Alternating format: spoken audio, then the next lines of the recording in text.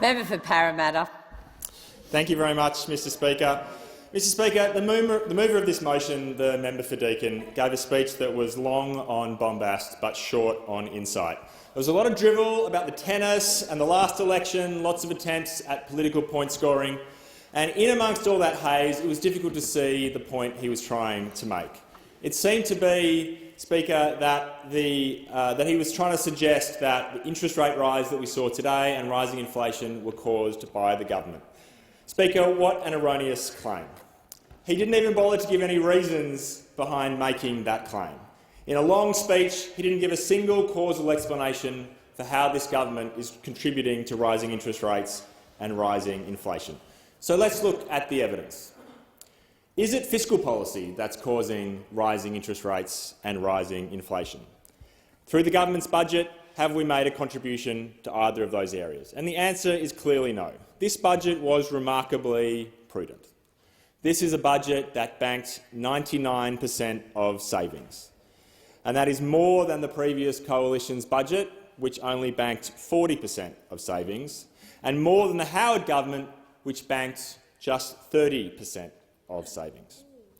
In this government, real spending is essentially flat over the forward estimates. And in affirming Australia's AAA rating, the agencies have all made mention of Australia's fiscal policy, which is helping to put downward pressure on inflation and interest rates. The IMF said that our budget approach will help support monetary policy in holding back excess demand.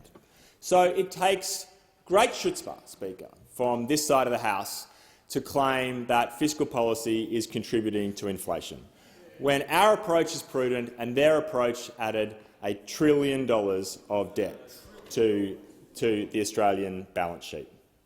Speaker, rather than play politics with the cost of living, let's remember that this is an issue which is having a deep impact on people right across Australia.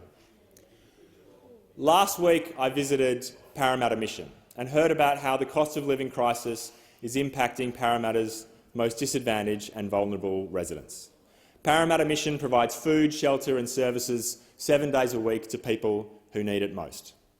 And this is where the cost of living crisis is most acute. It's where the pain is being felt the most. And I learned last week that Parramatta Mission's daily meals program saw an increased uptake of 144% over the last year, up from 4,200 to 6,100. And food parcel uptake doubled, from just above 5,000 to nearly 11,000. Referrals to Uniting Outreach Services for people in crisis or experiencing housing increased by 204%. And Centrelink referrals went up by 728%. This is the front line of the cost of living crisis in Australia, and it reflects a situation being faced by many people across our country.